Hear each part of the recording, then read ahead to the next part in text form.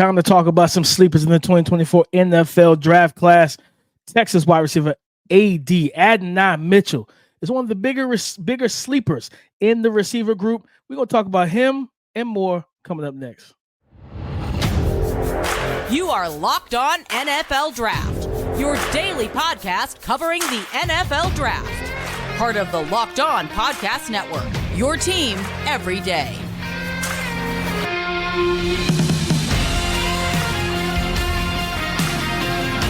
What's up, Locked On family? Welcome back to the Locked On NFL Draft Podcast, your daily podcast covering your favorite draft prospects, part of the Locked On Podcast Network, your team every day. I'm your boy, Damian Parson, always on the ones and twos. You can find and follow me on X at DP_NFL.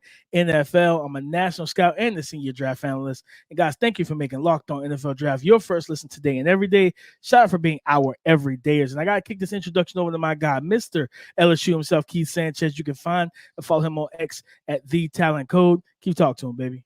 What's up, Locked On family? Let's get locked in. This is Keith Sanchez, 2019 national champ with those LSU Bengal Tigers, man, here to bring you championship level content surrounding the draft 24/7, 365. Listen, I want to go ahead and say this at the top of the show, man. This will be an action-packed show, so make sure you hit the like button. Don't forget to comment after every segment, man. And then listen, if you're not subscribed to the YouTube channel, go ahead and subscribe to the channel. Get the best NFL draft content there is out there. But listen, DP, today's slate, man, we are going with draft sleepers, right? Guys that nobody's really talking about that we think have a chance to go a lot higher than what the consensus is in the draft community. Then also we want to talk about this. Dames, dudes. Yes, you know I like this segment. My name is not on it, but I get to put DP on the hot seat, man, and we have some fun with that conversation. And then we're going to go with the perfect fits, man. Prospects, perfect situations. We always say that, man, situations make the prospects, right, post-draft, and how we get to see what situations they go to. But before we get started with that, with DP, why don't you hit them with our title sponsor? Today's episode is brought to you by FanDuel. Make every moment more. Right now, new customers get $150 in bonus bets with any winning $5 bet. That's $150 if your bet wins. Visit FanDuel.com/locked-on to get started. Keith, guys, Texas wide receiver Adonai Mitchell, former Georgia Bulldog, right? So it's a young man that has playoff experience in college football, good wide receiver. But Keith, you felt, I think we both feel like, but especially you, feel like he's not getting enough discussion, enough fanfare, enough publicity around his name as we've now truly entered into draft season. DP, AD Mitchell, man. When I say AD Mitchell as a draft sleeper, listen, everybody knows him, right? But I think his skill set is underrated when we throw in, I guess, other wide receivers right into this conversation, because we like the big plays, right? But how many times do we see just a wide receiver running a straight line down the field, right, and catch the football? That is not the nuance of the position, right? That's not how the position is created, right? It's about those guys that can run the short, intermediate, and also the deep routes. And I think AD Mitchell has the skill set to do that. Big body guy, we're talking about, 6'2.5", right around that 6'3" threshold, that can make plays. We've seen in the national championship game, I think, not the national championship game, was that the playoff game. I'm sorry, when they played in the end zone, and then he did it again against Houston. You see a guy that can get vertical and go get the football, man, just snatch it out of there. He's hanging up there like the jump man symbol, like the Michael Jordan jump man symbol. And so that pushes me to think that, DP, listen, we see wide receivers go early all the time, right? And when we slot them, in these top 40 picks, top 50 picks, we still kind of understand that these potentially are not wide receiver ones, right? And what I see in AD Mitchell, I see a high wide receiver 2 skill set.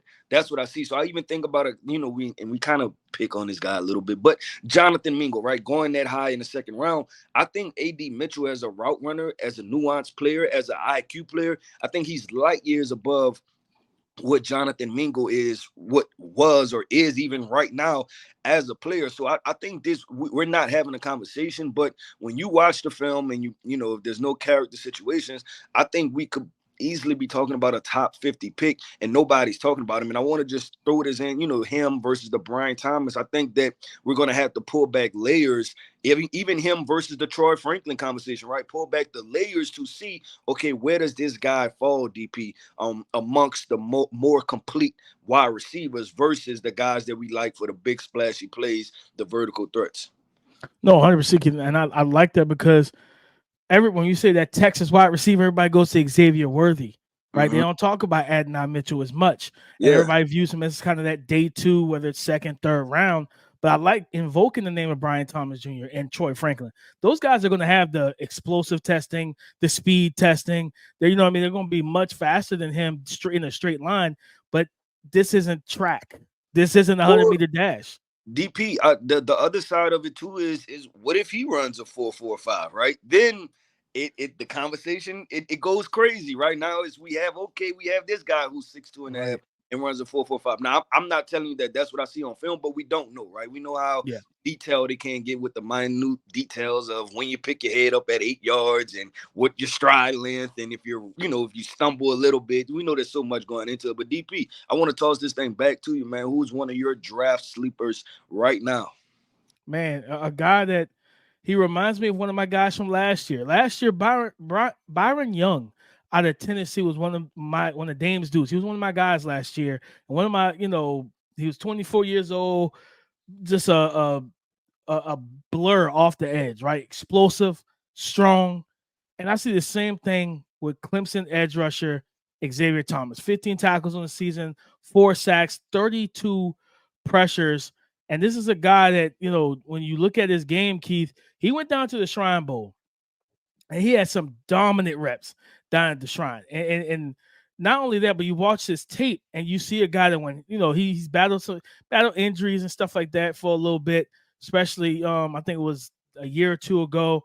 But then watching him this year, fully healthy, fully locked in, and he just looked like a guy at 6'2", 255. I believe that's similar to where Byron Young weighed in at the combine, was around that 6'2", 6'2" to 6'3", or 6'1" to 6'3" range, about 250, 255. And when you look at what they both bring, this is a guy that has a spin move.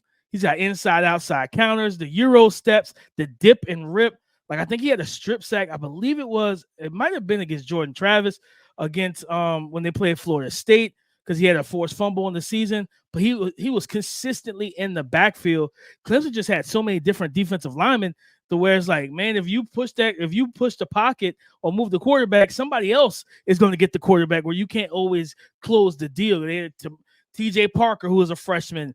You got, Rook and Tyler Davis, Peyton Page. They had, Peter Woods, who was another 5-star freshman. They had so many different guys, but Xavier Thomas, for me, Keith, and I know that, talking to people down at the Shrine, he had some formal, visits and conversations with teams, meetings with teams, and things went well. I think this is a young man that, whether it's late day 3, late day 2, right? I'm talking about late 3rd, early 4th. I think somebody's going to get, or at least early on, a DPR that can, come off the bench and give you 6 to 8 sacks on 3rd downs, because he's just that explosive, that agile, man. He's really good. He's just so slept on in this class. Yeah, okay, so there's a reason why he slept on, right? And that's what I want to ask you, DP. For the people that say Xavier Worthy has been at Clemson for 6, 7 years, right? And there haven't been any crazy double-digit sack seasons. To that, you say what? And I want to ask you, is he a guy where you can see his pro career being better than his college career? Yeah. So, of course, I think, like I said, it was 2022. He ended up getting hurt. And of course, dealing with, being behind, who was it? Miles Murphy and KJ Henry, because KJ Henry was there for 5 years, right? Miles Murphy was 4 or 5 years. So it's like, and one thing about Dabo, he does play to his elder statements and those leaders in the locker room, right? So I think getting hurt his production that, in 2022. And then, of course, like I said, this year, seeing 32 pressures, getting back there. I think he had 7 QB hits, a forced fumble, everything like that. The main thing for him, I think this is a guy that could be a better pro than he has been a college player. I think staying healthy is going to be one thing, but then having that design role, he knows what he is every time he's on the field, whether it's on 3rd downs, right? Or if he is because he projects as a 3-4 outside linebacker, right? Where you can put his hand in the dirt. And don't get me wrong, guys, there's reps of him standing up over guards and cooking guards this year. 1-on-1 against interior offensive linemen, whether that's power at 6'2", 255, like just walking guys back, quick double hand swipe, getting into the face of the quarterback.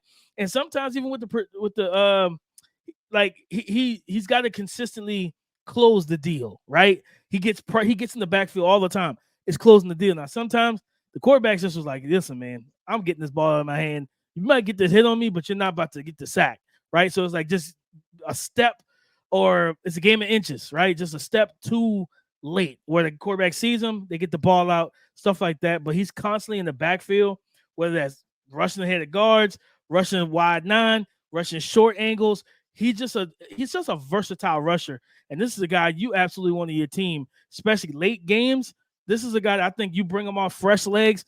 Fourth quarter, those tackles hate guys like that, Keith. Where it's like, man, you haven't played the 60 snaps I played all game, the 70 snaps. Like, nah, bro, I only played 20. But that's to my benefit because now I got fresh legs to really get after your quarterback.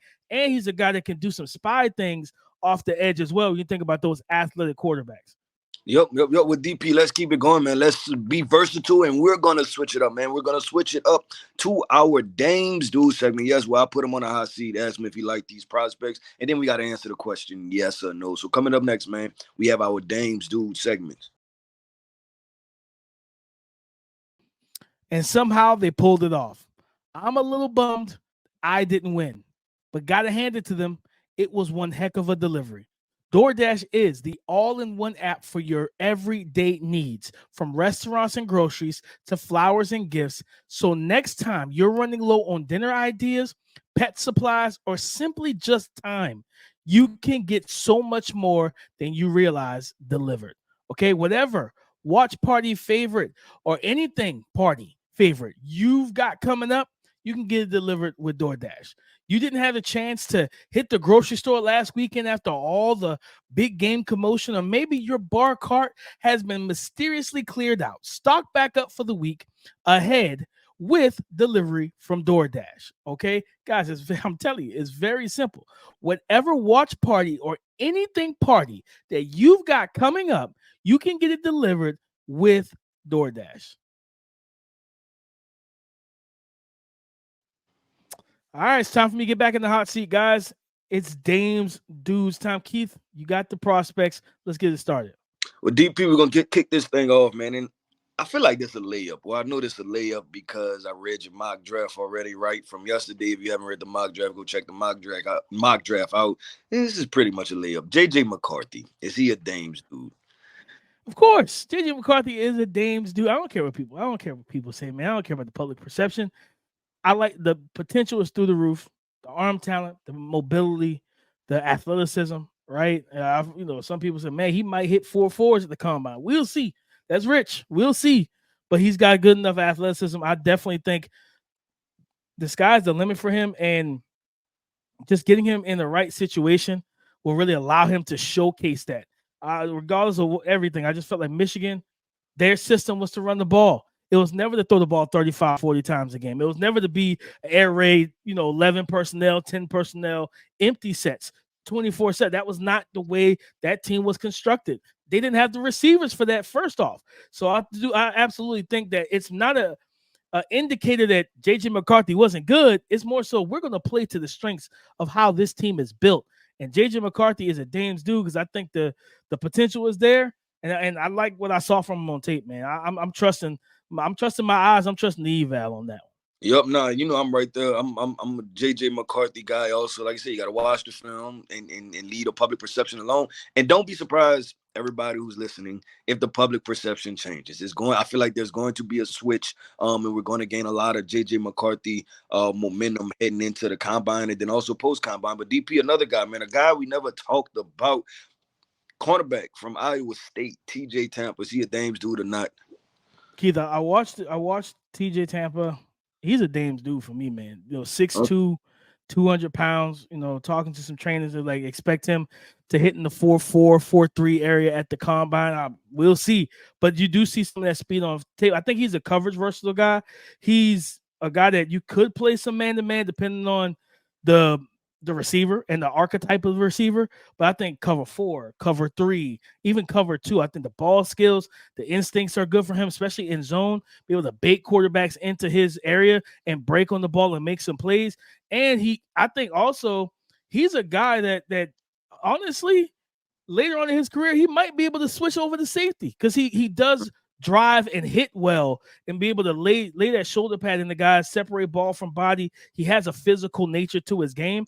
I think he's going to be a riser after the combine where people are like, man, let me throw the tape on the TJ Tampa and see what all the fuss is about. So, yeah, he gets that stamp. He's a Dames dude. Yeah, I like him. I just don't love him at this point. And I know you said a lot of zone coverage, and I think that's how I feel about him, right? He's like going to heavy zone guy, whether it's cover 2, 3, or 4, right? I just don't man-to-man situations worry me just a little bit. But DP, let's keep going. One of the more polarizing names, DP, and depending on your answer, we're gonna have to talk to our guy Brentley Wiseman about this. But Oregon wide receiver Troy Franklin, is he a Dames dude or not? Troy Franklin is a Dames dude. I like Troy. You know what I mean? I didn't know which way he was gonna go with that. It's very interesting. I like Troy. I don't like Troy as a wide receiver one. Like, and I think that's where a lot of people started painting him. I've had people in my mentions telling me he's special. I'm not going that far. I'm not. Yes, he's 6'3", he's 185, but there's some things in his game I would like to see improve, like the level of physicality, playing through contact, stuff like that. The matchups against Jabbar Muhammad were very telling to me because that was the best corner he faced all season, and he couldn't really get a beat on how to defeat this kid. You know what I'm saying? So, but the speed, I think his release package is good. He, for a guy that's 6'3", and I think that he should be a legit 6'3", he sinks his hips well out of the break point. You're talking about comeback routes, curls and hitches, be able to sell vertical, snap, work back down to the quarterback, things like that. If you are an off coverage corner, he likes to run a little walk, skip release on his slant routes and things of that nature. It's just, for me, like, he is a Dames dude, but he's not a wide receiver one. And I think that's where I want people to understand where I stand on it. If you're saying DP, is he a Dames dude as a wide receiver one? I'm gonna say, guys, I can't do it. He can't get in the club if you put in that wide receiver one title on him. But as a player, I do think he brings a lot to the table, and I'll absolutely have him on my team. Yep. Okay, cool. Well, let's keep going, man. Chris Abrams-Drain, cornerback from Missouri. Dames dude or not? Nope, he's not a Dames dude for me, Keith. I think he's role specific. I don't know how much outside he can actually play. In terms of, I think he's going to be a straight nickel. I watched him down in Mobile, and I didn't see a lot. You know what I mean? Where I saw a couple plays, some small flashes, but I didn't see a guy where it's just like high level coverage ability. And then at the nickel spot, I wonder about the physicality, right? One of my favorite nickels in this class, who I think I gave I know for a fact I gave a day 2 grade on, was Mike Sainristil from Michigan.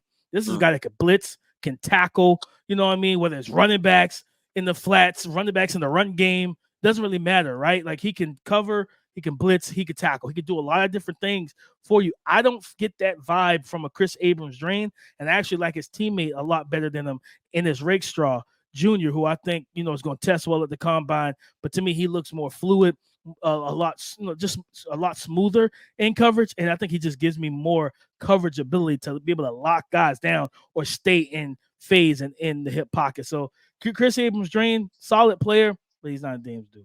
Yep. All right. Well, let's wrap this segment up, DP, with offensive tackle from Kentucky. I don't think people even heard us. Maybe we talked about him a little bit on the pod. I don't think people heard us talk about him at all, man. Offensive tackle from Kentucky, Jeremy Flax. Is he a Dames dude or not?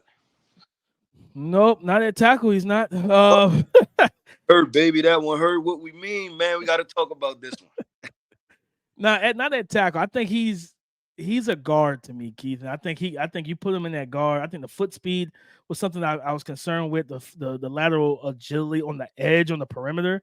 I think he's a guy where, like, it's a little delayed, a little rigid with his footwork. Whereas, like, you think about defensive coordinators bringing that wide 9 speed rusher out there to pull him onto an island, right? So, you know what? We're going to pull you out wide and get you matched up one-on-one and then give our guy a 2-way go.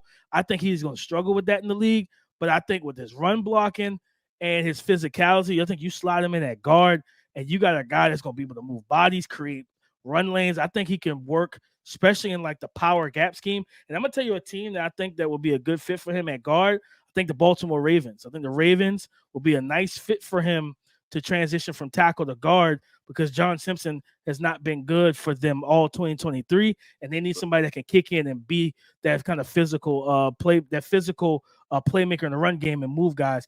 I just don't know about the foot speed for Jeremy Flax to stay at tackle. Yep. Nah, well, that wraps up the Dames Dude. Listen, Dames Dude segment. Listen, a couple of them, I agree with. A couple of them, DP, we got to talk about. But listen, to our listeners, man, our every day is y'all let DP know how y'all feel about him, right? The Troy Franklins, the JJ McCarthy's, the Chris Abrams Drains. If you like them, let them know about it, man. Go ahead and comment, talk to them, let them know you can hit them up on Twitter, man. But DP, we about to keep this thing going and flowing, man. And we're going to wrap this show up with the NFL perfect fits, man. What draft prospects do we like in these situations? Because we feel like it would be perfect fits for the draft prospect coming up next. Get buckets with your first bet on FanDuel, America's #1 sportsbook, because right now new customers get $150 in bonus bets with any winning $5 bet. Right now, new customers get $150 in bonus bets back with any winning $5 bet. That's $150 if your bet wins. You can bet on all your NBA favorites, players, and teams with quick bets, live same game parlays.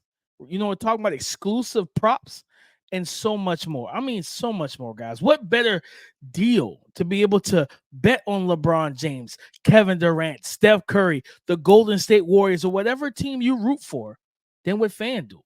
So what do you need to do? Follow instructions. Visit FanDuel.com/locked-on and shoot your shot. Just visit FanDuel.com/locked-on and shoot your shot. FanDuel is the official sportsbook partner of the NBA. Hey, thank y'all for making Locked On NFL Draft your first listen today and every day. Shout out for being our everydayers. But one of my favorite new segments, Keith, is perfect fits. And a guy I think about when you're talking about perfect fit, and I got to go quarterback here, and that's Michael Penix Jr. to the Seattle Seahawks, right? Staying in the area of Washington, the state of Washington, staying there and walking in to 2024 as a rookie, as a backup to Geno Smith. Walking in as a backup to Geno Smith, knowing that that contract is going to be able to be moved or released, whatever, within probably, I think if I remember correctly, it was front loaded. So I think after 2024, there's some wiggle room.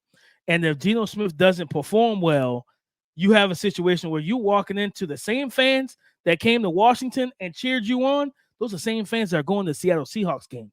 They know you. You know the area well. To me, that is perfect for him. Where then you also have two legitimate running backs with Kenneth Walker III and Zach Charbonnet. But him throwing the ball, we've seen what he looks like throwing to legitimate weapons, throwing to Jackson Smith and Jigba, Tyler Lockett, and then throwing the DK Metcalf. Talking about one of the best deep ball throwers in the 2024 NFL draft class.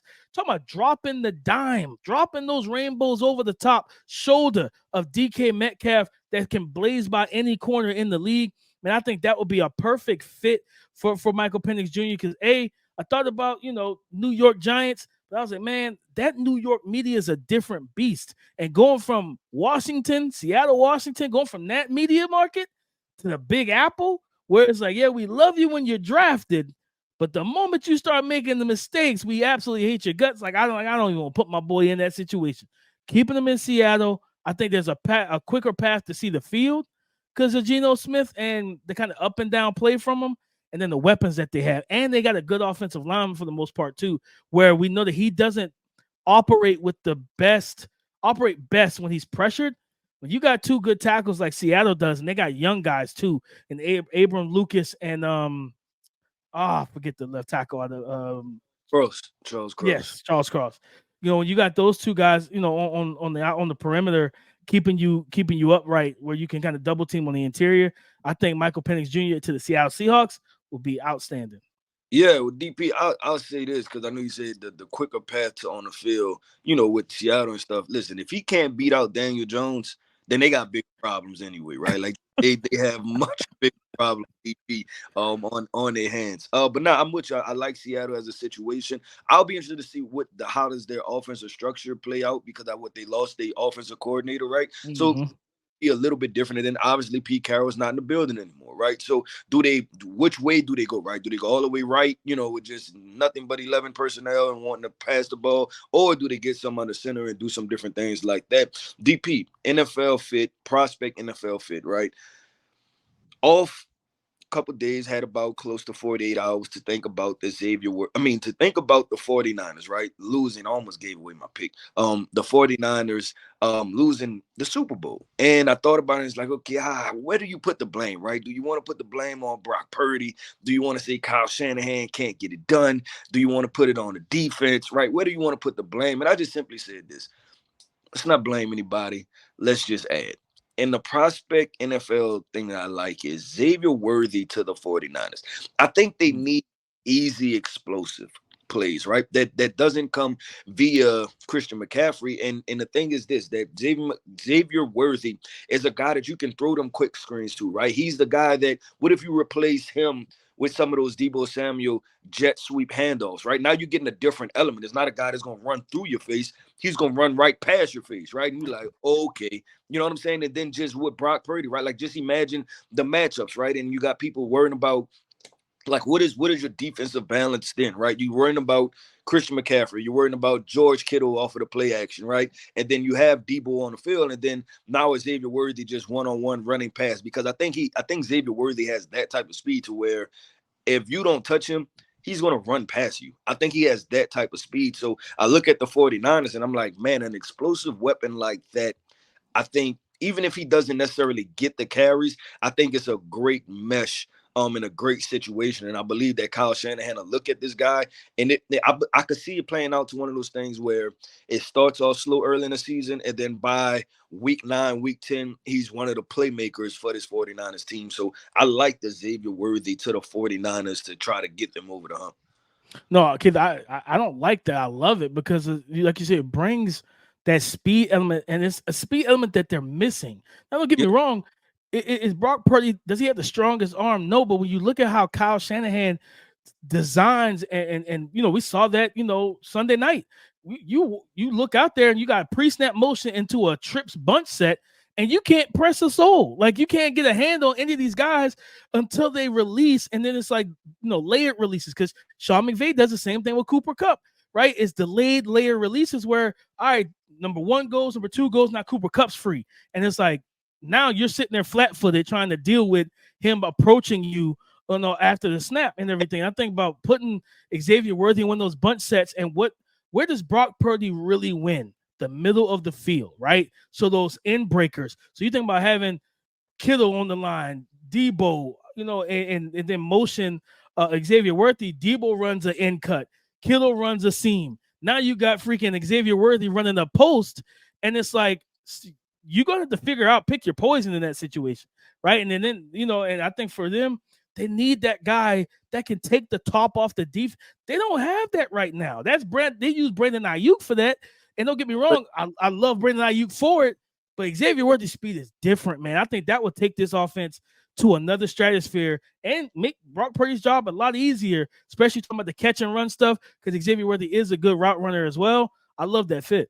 Yeah, and I was looking at it also from the Deebo Samuel perspective, right? Because it was the Super Bowl, I believe the NFC Championship game, right? And was it the divisional round where Deebo Samuel missed significant snaps? Yeah, I think he got hurt in the divisional round, right? And then came back. Yeah, I think so.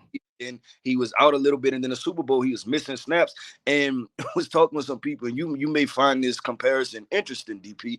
Kind of compared him to the James Harden of the NBA, right? Not with the off the field antics, but listen, the untimely injuries, right, that affect your ability to play. And the comparison of this, James Harden is a very unique player in how he wins. Deebo Samuel, very unique player in how he wins. Like, he's a one of one. And the untimely injuries, right? So if you look at it from those two perspectives, I was like, I could see that, right? And I thought about that, and I'm like, yeah, kind of in a sense. And I just think that you go and add more. You use Deebo Samuel, right? But I think at this point, it's like, man, those are some significant snaps if we talking about the Super Bowl, right? If you out 15, 20 plays, That's 15, 20 plays. You Kyle Shanahan, you not calling this, and this, right? So I like the Xavier Worthy situation to the 49ers. I think that could be fun. I think that could be explosive. 49ers fans, don't overreact. It's tough sledding out here. Right? Tough sledding out here. But DP, listen, man, that wraps up another show of the Locked On NFL Draft Podcast. I want to say shout out to our everydayers. Thank you for tapping in with us each and every single day, man. If you haven't hit the like button, go ahead and hit that like button. If you haven't commented, go ahead and drop your comment about the show. And if you're not subscribed to the channel, subscribe to the channel. Tell a friend that this is the best NFL draft content that they have out there. Listen, man, I am Keith Sanchez. You can find me on X at The Talent Code. That right there, man. The guy I go back and forth with. That's my guy, Damian Parson, man. You can find him on X at DP_NFL. Like we always like to say, man, y'all talk to us because we like to talk back. Go subscribe and follow for free on YouTube, wherever you listen to podcasts. Get the latest episode as soon as it is available. Thank you for making Locked On NFL Draft your first listen today and every day. Shout out for being our everydayers, man. We're going to talk about a little this or that on tomorrow's show. Maybe get into some more stock up, stock down. See who stocks are rising as we continue to watch film and get ready for the 2024 NFL Scouting Combine. But guys, come and join the conversation again tomorrow on the Locked On Podcast Network. Your team every day.